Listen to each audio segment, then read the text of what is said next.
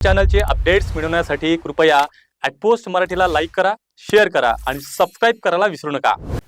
नमस्कार, मी गौरव मानकर ॲटपोस्ट मराठीमध्ये तुमच्या सर्वांचं मनापासून स्वागत करतो.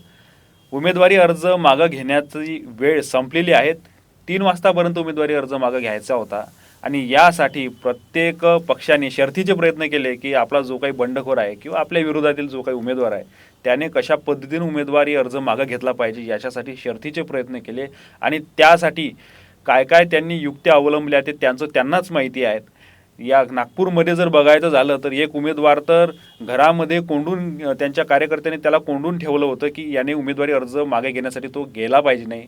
शेवटी आमदारांनी त्यामध्ये हस्तक्षेप केला आणि आमदार महोदय त्यांना त्यांच्या गाडीमध्ये बसून उमेदवारी अर्ज मागे घेण्यासाठी चालले गेले.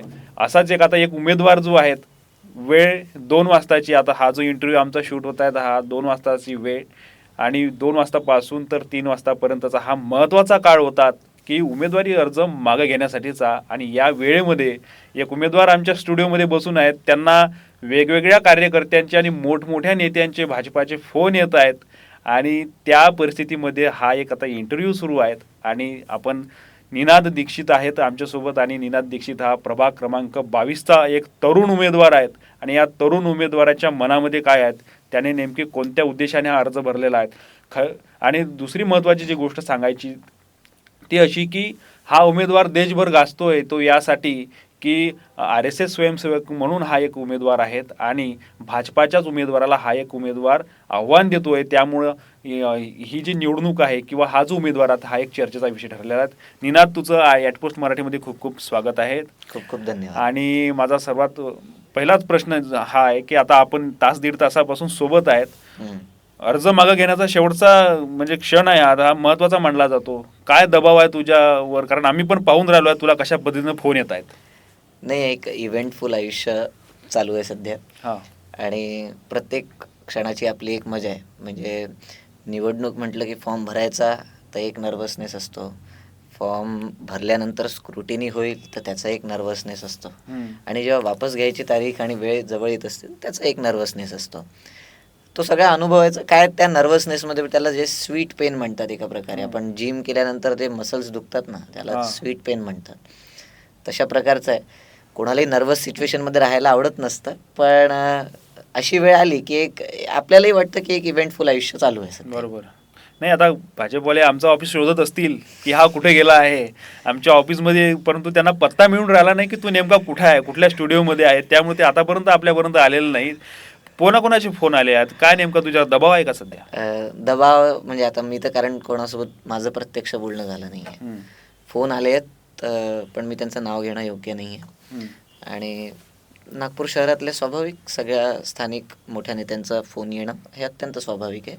ज्यांना असं वाटतंय की माझ्या उभं राहण्यामुळे काही अंशी तरी त्यांना फटका बसू शकतो, तर ते काही फोन करतात. सरसकट फोन येत नाही आहेत, पण ज्यांचे येत आहेत त्यांना कुठेतरी आमच्या शक्तीची अनुभूती झाली. बरोबर. म्हणून नाही, मी हे यासाठी विचारतो की तुझे वडील देखील नितीन गडकरींसोबत जवळपास 22-25 वर्ष सोबत होते.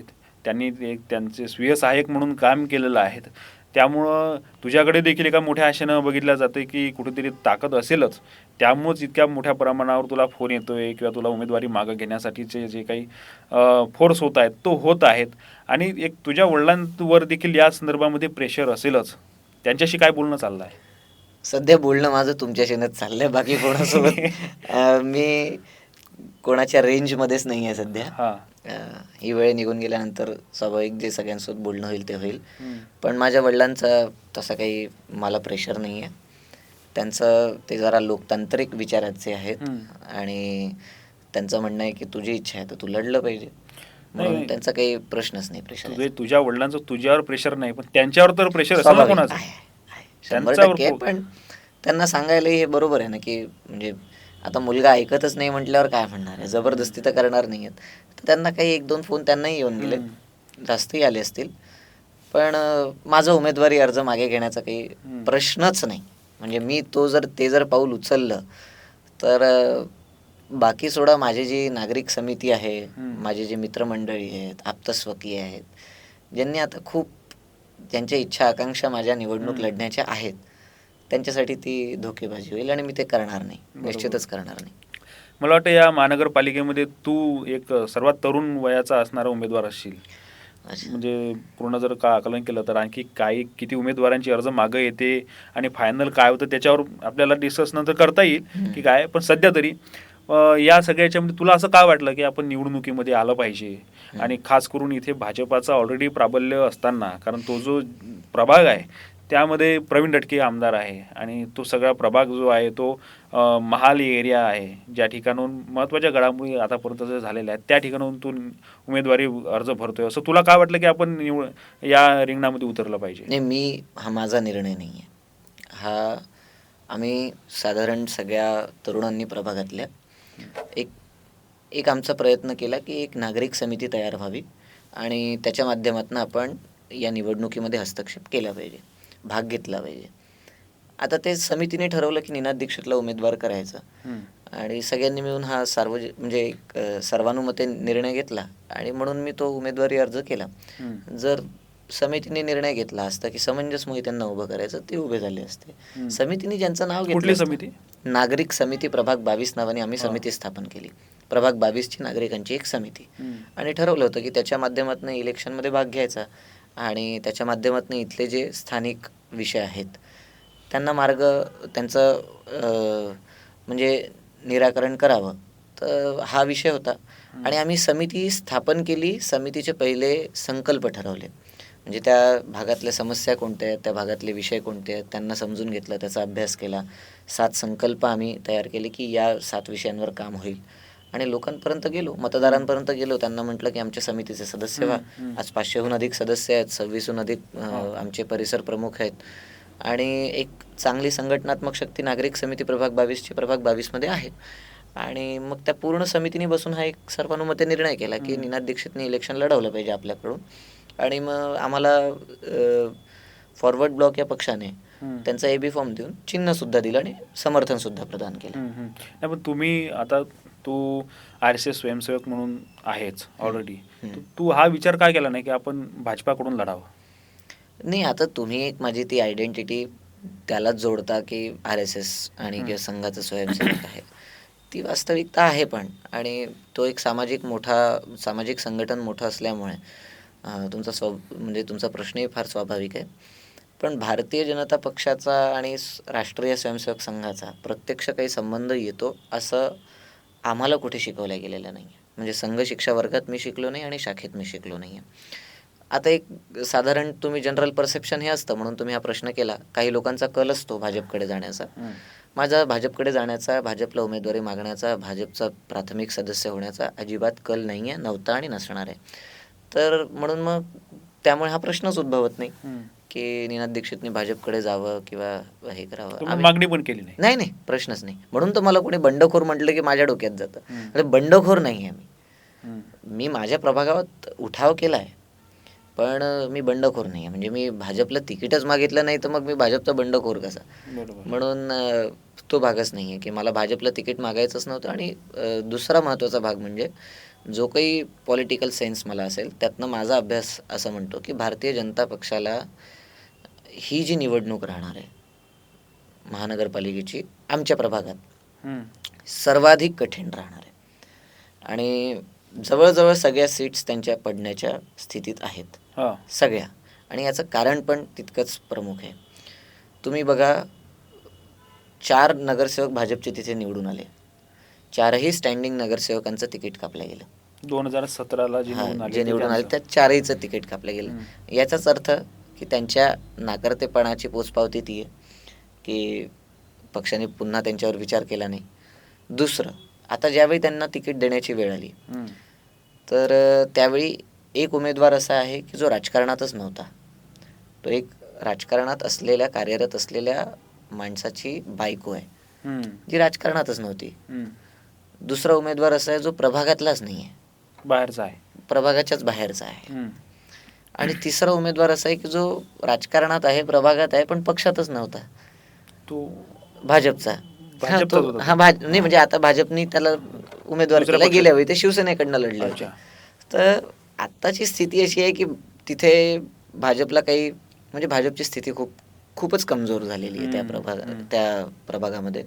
आणि संघटनात्मक पण जी ताकद भाजपची तिथे होती ती त्यांनी असे आयात उमेदवार आणि अशा उमेदवारी दिल्यामुळे ती इतकी कमकुवत झाली की संघटन कोलॅप्स झालं आहे. म्हणजे असं नाही की 1 मजला पडला 2 मजले, पूर्ण बिल्डिंग त्यांची ढासळली आहे. म्हणून संघटन मोठ्या प्रमाणात कोलॅप्स झालं आहे भाजपचं त्या प्रभागामध्ये. आणि म्हणून अशा स्थितीत आपण कुठेतरी भाजपकडे आपला कल असावा, याला काही अर्थच नाही आहे. राजकीयदृष्ट्या पण त्याचा अर्थ बनत नाही. आणि माझा तो तसा पण कल नाही आहे की मी भारतीय जनता पक्षाकडे उमेदवारी मागावी. नाही, म्हणजे आता या प्रभागामध्ये जर का भाजपाला निवडणूक जड जात असेल तर संपूर्ण शहरामध्येच जड जाणार. मी असं नाही म्हणणार. शहरात तर जड जाईल, कारण नगरसेवकांची स्थिती जी पाहतोय आपण प्रत्येक प्रभागात, मी 2022ला स्वतः एक सर्वे केलेला आहे, तर त्यात माझ्या लक्षात हे आलं आहे की 4 सदस्यीय प्रभाग यात एकही सदस्य असा तयार होत नाही की ज्याची ख्याती पूर्ण प्रभागात असेल. हे लोक जर उदाहरणार्थ त्या ठिकाणी आपण एक उदाहरण घेऊ की 80 बूथ असतील, तर हे ते 80 बूथांना 4 भागात वाटून घेतात आणि इतके बूथ तू, इतके बूथ तू, इतके बूथ तू, इतके बूथ तू. तर प्रत्येक जण फक्त आपल्या बूथवर काम करतं. म्हणजे एक माणूस 20च बूथवर काम करतो.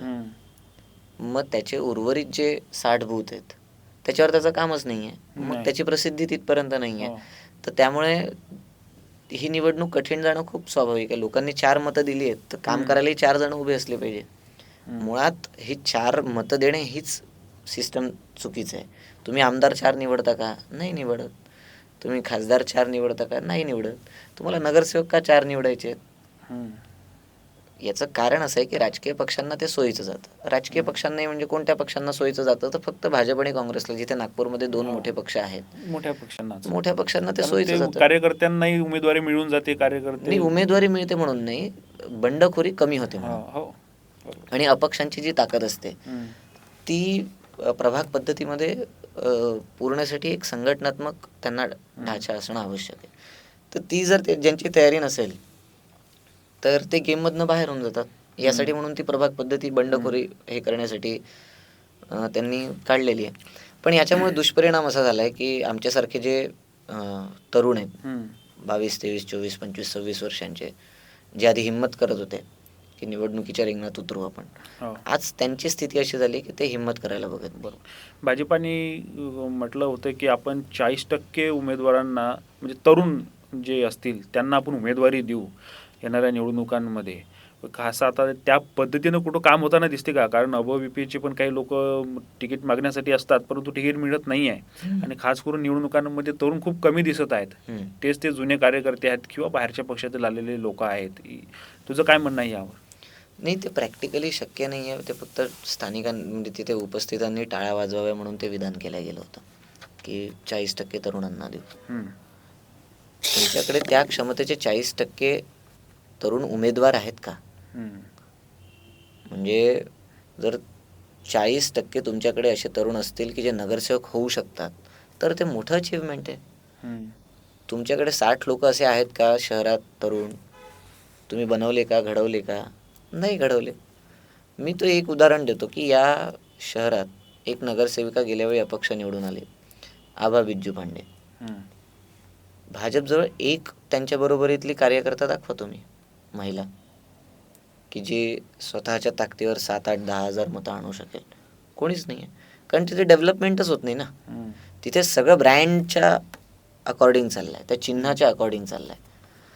त्याच्या व्यतिरिक्त स्वतःची आयडेंटिटी आणि स्वतःची ताकद, स्वतःची शक्ती हे बनणं आता जवळजवळ भाजपमध्ये बंद झालेलं आहे. आणि भाजपला ते नकोही आहे की आपल्या कार्यकर्त्यांची शक्ती वाढावी. शक्ती संघटनेची, शक्ती पक्षाची वाढावी, चिन्हाची वाढावी, नावाची वाढावी, कार्यकर्त्याची वाढू नये. ही भाजपची इच्छा पण तशीच आहे. कुठले मुद्दे घेऊन तू या निवडणुकीला समोर जात आहेत? काय समस्या दिसतात? अजेंडा काय आहे? बघा, आम्ही जेव्हा हे एक अभियान सुरू केलं त्यावेळी आम्ही एजेंड्यावरच सुरू केलं. म्हणजे आम्ही पहिल्या खेपेला 7 संकल्प असं आमचं एक पॅम्पलेट छापलं आणि त्यामध्ये प्रामुख्याने 7 विषय असे घेतले होते की जे या प्रभागातले मुख्य विषय आहेत. आता स्थिती अशी आहे की आम्ही जेव्हा साधारण 2-3 महिने फिरलो तर आम्हाला असं वाटलं की यात 2 ॲडिशनल मुद्दे आपण घेतले पाहिजे. तर आम्ही 2 अजून मुद्दे केले. आता 9 निश्चय नावाने आमचं संकल्पपत्र आहे. त्याच्यातले जर प्रमुख काही मुद्दे सांगायचे झाले तर आमच्या पूर्ण प्रभागामध्ये वाहतूक कोंडी ही सगळ्यात मोठी समस्या आहे. महाल इतवारी भाग येतो, झेंडा चौक येतं, बडकस चौक येतं, शहीद चौक येतं आणि इथे वाहतूक कोंडी ही फार मोठी समस्या आहे. पण यावर चिंतन, मनन, विचार, तोडगा याचा विषयच उद्भवत नाही आहे. त्याला प्राथमिकतेने सुधार करणे. आपल्याकडलं गटर आणि ड्रेनेजचं जे सिस्टम आहे त्याच्यात खूपच प्राथमिकतेने सुधारणा करणं आवश्यक आहे. कारण आजही ही स्थिती आहे की तुमच्याकडे गटर आणि ड्रेनेजच्या सिस्टम्सचं पण चांगलं प्लॅनिंग नाही आहे. तिसरं असं आहे की या प्रभागामध्ये एकही म्हणजे 24x7 स्पर्धा परीक्षापूरक वाचनालय नाही आहे. इथे एकही उत्तम क्रीडा प्रशिक्षण केंद्र नाही आहे. इथे आजही छोटे व्यावसायिक जे आहेत त्यांना त्रास आहेत. मोठे जे व्यावसायिक आहेत ते खुश आहेत, ज्यांनी पार्किंग दिली नाही आहे खाली, ज्यांनी अनेक नियम पायमल्ली केले आहेत. पण जे छोटे व्यावसायिक आहेत त्यांना खूप मोठी समस्या आहे. तर त्यांना एक आपण हे की एका प्रकारे सुरक्षित वातावरण देण्याचा निश्चय केलेला आहे. त्यानंतर स्वास्थ्य सुविधांमध्ये आम्ही एक असा विचार केला की जर 70,000 मतदारांच्या याच्यात एक स्वास्थ्य केंद्र आपण उत्तम केलं तरी पण क्षेत्र इतकं मोठं आहे की लोकांना ते फार सोयीस्कर नाही राहणार. आम्ही त्यात एक संकल्प असा ठेवला आहे की दर महिन्याला आमच्याकडे जे लोक रजिस्टर करतील ना वयोवृद्धांसाठी, त्यांचं दर महिन्याला 1 दिवस हेल्थ चेकअप हा घरपोच होईल. 26 परिसर आहेत, 26 परिसरात गाडी 26 दिवस जाईल, 4 दिवस सुट्ट्यांचे. 1 दिवस एक परिसर त्यांच्या घरी जाईल, त्यांची बेसिक रेग्युलर हेल्थ तपासणी करेल आणि त्यांचा रिपोर्ट त्यांना देईल. तर असे काही आम्ही प्रोग्राम्स काढले. योजना केंद्र आमच्या डोक्यात होतं, पण त्याला अजून आम्हाला एक इम्प्रूव्हमेंट असं मिळालं की तुम्हाला माहिती असेल गावाकडे अशी दवंडी पेटवली जाते काही योजना नवीन आली तर आम्ही हा विचार केला की अशा प्रकारे आपण काही करू शकतो का. तर योजना केंद्र घरोघरी असा आम्ही एक संकल्प केला. तुमची संकल्पना चांगली आहे, पण ह्या सगळ्या संकल्पना किंवा या समस्या ज्या काही आता तू सांगितल्यास त्या तुमच्या आमदारापर्यंत कधी तुम्ही नेल्या नाहीत का? कारण तिथे प्रवीण दटके आमदार आहे, ती भाजपाचीच आहे, भाजपाचीच महानगरपालिका आहे, भाजपाचं सरकार देखील आहे. तर ह्या सगळ्या समस्या या अगोदर कधी त्यांच्यापर्यंत नेल्या नाहीत का तुम्ही? त्यांच्यापर्यंत आम्ही नेण्याची आवश्यकताच नाही आहे. ते तिथलेच स्थानिक आमदार आहेत ना, ते स्थानिक आमदार आहेत, ते तिथे येऊन जाऊन असतात. पण बघा काय आहे, आपण कितीही काही म्हटलं की आपण कंप्लेंट केली पाहिजे किंवा हे, त्यांचंही काम आहे लक्ष देणं. त्यांचं लक्ष नाही आहे. आता ते तुम्ही स्थिती बघू शकता त्या प्रभागाची. जर प्रभाग 18मध्ये क्रीडा संकुल बनवू शकतं, प्रभाग 17मध्ये स्विमिंग पूल आणि क्रीडा संकुल बनवू शकतो, तर आमच्या मैदानांवर माती का नाही येऊ शकत? आमच्याकडे स्पर्धा परीक्षापूरक वाचनालय का नाही बनवू शकत? आमच्या वाहतूक कोंडीचा अजूनही मार्ग का नाही निघू शकत? हा तर प्रश्न आहेच. 100% आमदारांनी याच्यात लक्ष द्यायलाच पाहिजे. आणि आता आम्ही इतके वर्ष काय केलं हा प्रश्न येऊ शकतो. आमचं वय 24-25 वर्षाचे पोरं आहोत आम्ही जेव्हा लोकांमध्ये गेलो, या विषयांमध्ये गेलो, खोलात गेलो, अहो इतकी बेकार स्थिती आहे. 2 प्राथमिक शाळा त्या ठिकाणी होत्या. आमदारांना पण याची कल्पना आहे आणि खासदारांना पण याची कल्पना आहे. 2ही प्राथमिक शाळा, चिंतेश्वर मंदिर परिसरातली आणि ज्ञानेश्वर मंदिर परिसरातली, त्या बंद पडल्या आहेत. तिथे काहीच नाही. त्या मैदानावर काही ना खेळ चालू आहे, ना काही सांस्कृतिक कार्यक्रम चालत, ना शाळा चालत, पडलेले आहेत. आमदार 2 वेळा गेले तिथे, भाषण झालंय त्यांचे मीटिंग झाले आहेत तिथे. आता मी निनाद दीक्षितनी वेगळं त्यांना काय निदर्शनास आणून द्यायचं? तुम्ही जर तिथे जाताय आणि परिस्थिती पाहताय आणि तरीसुद्धा त्यावर काम होत नाहीये, तर मग याला इलेक्टोरलीच उत्तर मिळालं पाहिजे. तर ते इलेक्टोरली उत्तर देत आहे, आता जनता देते त्यांना. तू असं म्हटलं की तुमची समिती आहे, त्या समितीच्या माध्यमातून अगोदरपासून तुमचा अभ्यास चालू आहे या विषयावर. तर मग समितीतून तू एकटाच का बरं निवडणुकीच्या रिंगणामध्ये आहे? तुमचं काय असं पॅनल होऊ शकत होतं किंवा प्रभागामध्ये 4 उमेदवार देणे आहे, तर तिथे आणखी तुझ्या सोबतीला आणखी किंवा इतर प्रभागामध्ये सुद्धा राहू शकले असते? नाही, या समितीचं एक टॅक्टिकल ते डिसिजन होतं की आमच्या डोक्यात ही कल्पना होती की आपण पॅनल उभं केलं पाहिजे. पण काही समीकरणं पाहता आणि काही टॅक्टिकल आमचा विचार इथपर्यंत पोहोचला की उमेदवार आपण एक द्यायचा आणि सगळी शक्ती त्याच्या पाठीशी लावायची. म्हणजे 4 उमेदवार देणे त्याच्यापेक्षा 1 उमेदवार देऊन सगळी शक्ती त्याच्या पाठीशी लावणे आणि या गोष्टीला क्रॅक करणे हे डोक्यात होतं. आणि त्यातले आम्ही तो गट निवडला ज्या गटात भारतीय जनता पक्षाला फक्त 37% मतं होते गेल्या वेळी आणि काँग्रेसला 12% मतं होते. 51% लोक असे आहेत की ज्यांनी ना भाजपला मतदान केलंय ना काँग्रेसला केलंय, हम्म. जिथे सगळ्यात मोठं स्विंगिंग वोट आहे. हम्म. तर तो डाटा आम्ही अभ्यास केला त्याचा, आम्हाला लक्षात आलं की इथे हे डुएबल आहे, हे होऊ शकतं. या 51मधनं आपल्याला 30-35% पाहिजे, भाजपकडनं काही आपल्याला जे नाराज मतं मिळणार आहेत ते आहेत आणि काँग्रेसकडनं जे मिळणार आहेत ते आहेत. तर त्यात एक जर 35-40% तुम्हाला मतं मिळतात तर एक तिरंगी याच्यामध्ये त्रिशंकू लढतीमध्ये एक सहज विजय साध्य होत असतो. तर आम्ही त्या अनुषंगाने एक पूर्ण अभ्यासपूर्वक हा निर्णय घेतलाय की एक कॅन्डिडेट लढवायचा आणि त्याला निवडून आणायचं. सुरुवातीला आमचा विचार होता, पण मग काही गोष्टींवर चिंतन मनन केलं, बसले, एक विचार विनिमय झाला आणि या निष्कर्षावर पोहोचलं की एक माणूस आणि त्याच्या पाठीशी सगळी यंत्रणा. आज माझ्या पाठीशी ते सगळं इकोसिस्टम लागलंय की आपल्या पदयात्रा कुठे झाल्या पाहिजे, कॉर्नर मिटिंग्स कुठे झाल्या पाहिजे, सोशल मीडिया हँडल्स कसे हँडल केले पाहिजे, आपण जे माध्यमांच्या माध्यमातून बोलतोय ते काय बोलल्या गेलं पाहिजे, याचा सगळ्याचा अभ्यास करणारी एक टीम आहे. म्हणजे मी आज तुमच्यासोबत बसलो आणि इथे मी काहीतरी चर्चा केली आणि काहीतरी बोललो, याची पण समीक्षा होईल आणि याच्यात मी काय बोलायला हवं होतं अजून ॲडिशनल आणि काय बोलायला नको होतं, काय बोलणं टाळायला हवं, इलेक्टोरली त्याचा काय प्रभाव होईल याची सुद्धा समीक्षा होईल आणि मग त्याच्यावर तो निर्णय होईल. म्हणजे पूर्ण तयारीनं तुम्ही आलेला. हो. आता बोलते वेळी असा बोललास तू की भाजपामधून पण काही मतं येतील, तर काय कोणी नाराज मतं इकडे ओढण्याच्या प्रक्रियेमध्ये आहे की काही लोकांनी शब्द देऊन ठेवलाय की नाही तू राहा, आम्ही तुझ्या पाठीमागे राहील भाजपावाल्यांनी? नाही, असा शब्द दिला असता तरी पण मी तुम्हाला सांगितलं नसतं किंवा असेल तरी मी नाही, आता तुम्हाला सांगणार बोलतानाच तू नाही. बोललाय की भाजपातली पण काही येऊ शकतील. नाही, भाजपातले मी म्हणण्यापेक्षा भाजपला मतदान केलेले मतदार, मी हे नाही म्हणत भाजपचे कार्यकर्ते पदाधिकारी मी खेचणार ते आहे. येऊ शकते ना, कारण तो- नाराज प्रत्येक असतीलच, कोणी नाही कोणी नाराज असतीलच. नाराज असतात पण त्यांचं काही बोलणं झालंय का, म्हणजे असं काही नाही, म्हणजे कोणी असं की बाबा नाही तू राहा उभा, आम्ही सपोर्ट करू, असं काही? नाही आणि त्यांचा तो थोडी निर्णय आहे की मी उभं राहावं की नाही राहावं. तो निर्णय आमच्या समितीचा आहे. पण कार्यकर्ते किंवा पदाधिकारी किंवा त्यांचे नेते आमच्याकडे येऊन आम्हाला समर्थन देत आहेत, मी असं म्हणणं चुकीचं ठरेल. पण जे मतदार आहेत, ज्यांनी गेल्या वेळी भाजपला मतदान केलं आहे, ते नक्कीच म्हणतात की यावेळी तू उभा आहेस, एक तरुण उमेद आम्हाला तुझ्यात दिसते, तर आम्ही तुझ्या पाठीशी राहू. म्हणजे जो खूपच पक्का भाजपवाला आहे, तुम्ही त्यालाही आमच्या प्रभागात विचाराल तर तो म्हणेल की एक म्हणजे 3 मतं मी भाजपला देईल आणि 1 मत मी सिंहाला देईल. खूपच पक्का भाजपवाला असेल तरी. तर मतदार जो आहे तो आमच्याकडे मोठ्या प्रमाणात वळलेला इथे दिसतोय. ठीक आहे. आता आजचा दिवस तर आता मागे घेण्याची वेळ निघून गेलेली आहेत, अर्ज मागे घेण्याची वेळ. म्हणजे आता ठामपणे झाला आहे की आता तू निवडणुकीला पुढे जाणार आहेत आणि निवडणूक आहे आता पार, पण तो काही विषय राहिलेला नाही. आता यापुढचा जो प्रचाराचा काळ राहणार आहे तो कसा राहणार आहे, कशा पद्धतीचं नियोजन केलं आहे? त्यात आम्ही सगळ्यात जास्त भर दिला आहे डोर टू डोर कॅम्पेनवर. दुसरा आमचा सगळ्यात मोठा भर आहे सोशल मीडिया कॅम्पेन्सवर. कारण आपल्याला जर कमी वेळात जास्त लोकांपर्यंत पोहोचायचं आहे, 70,000 मतदारांपर्यंत पोहोचायचं आहे, तर सोशल मीडिया कॅम्पेन करणं अत्यंत आवश्यक आहे. तर आम्ही त्याच्यावर भर देतो आहे, डोर टू डोर लोकांपर्यंत. म्हणजे आता अनेकदा असं होतं, आम्ही 2 दिवस झाले आमची पदयात्रा सुरू करून, म्हणजे मी जातो आणि मला लोक सांगतात की अरे तुमचा व्हिडिओ पाहिला होता, तुमचा तो फेसबुकवर व्हिडिओ आला होता, इंस्टाग्रामवर व्हिडिओ आला होता, व्हॉट्सअपवर व्हिडिओ आला होता, आम्ही तुम्हाला बघितलं, आम्ही तुम्हाला या चॅनलवर पाहिलं, त्या चॅनलवर पाहिलं, तुम्हाला टी व्हीवर पाहिलं.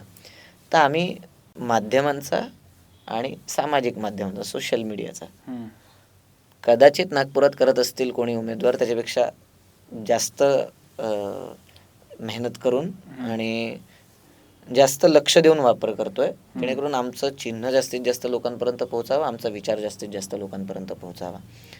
आणि तिसरं एक राहील की कॉर्नर मिटिंग्सवर आम्ही भर देऊ. 25, 30, 50 लोकांच्या बैठका झाल्या पाहिजे, त्यांना आमचं म्हणणं काय ते पटवून देता आलं पाहिजे. आणि एक महत्त्वाचं की डोर टू डोर कॅम्पेन. असे 2-3च मॉड्यूल्स आम्ही ठरवलेत, जास्त आम्ही ताप दिला नाही आहे डोक्याला. आणि काय होईल किंवा किती मतं मिळतील याचा काहीच एस्टिमेट आम्ही बांधलेला तसा नाही आहे. म्हणजे आम्ही इन टर्म्स ऑफ पर्सेंट जरी बांधला असेल पण आकड्यांमध्ये आम्ही तसा काही एस्टिमेट बांधलेलं नाही आहे. आमचं असं म्हणणं आहे की आम्ही आमचा मेसेज तयार केला आहे, त्यात कुठे कमी नाही पडलो. आम्ही आमचा मेसेज पोहोचवू लोकांपर्यंत, त्यात कुठे कमी नाही पडणार. शेवटी मत देणे हे लोकांच्या हाती आहे. हम्म. हे मतदारांच्या हाती आहे. निर्णय त्यांचा आहे की त्यांना वाचनालय स्पर्धा परीक्षा पूरक करायचं असेल तर मत देतील, पण त्यांना जर परत राजेशाहीसारखी सत्ता पाहिजे असेल तर नाही देणार. त्यांना जर आपल्या प्रभागामध्ये क्रीडा प्रशिक्षण केंद्र पाहिजे असतील तर मत देतील, त्यांना जर परत राजेशाही पाहिजे असेल तर त्यांना मत देतील. म्हणून आमचं सरळ स्पष्ट म्हणणं आहे की आम्ही जे विषय तुम्हाला सांगतोय ते जर पटले तर मत द्या, आणि ते नाही पटले तर मत नका देऊ, काही हरकत नाही. चला, खूप खूप धन्यवाद निनाद, आणि पुढच्या वाटचालीसाठी तुला खूप खूप शुभेच्छा आहे. तर हा निनाद दीक्षित होता, ज्याने उमेदवारी अर्ज भरलेला आहे फॉरवर्ड ब्लॉक पक्षाकडून, आणि तो स्वतः आपल्या स्टुडिओमध्ये येऊन इंटरव्ह्यू त्याने दिलेला आहेत. ह्या पुढील काळामध्ये काय होतं हे आता आपल्याला माहितीच पडेल, कशा पद्धतीचा प्रचार होते, मतदानानंतर काय जो निकाल येते त्यामध्ये स्पष्टच होईल सगळ्या गोष्टी की काय कोणाची किती ताकद राहणार आहेत. तोपर्यंत आम्ही देखील या सगळ्या घटनांवर लक्ष ठेवून आहात. तुम्ही देखील ॲटपोस्ट मराठी बघत राहा आणि सबस्क्राईब करायला विसरू नका. धन्यवाद.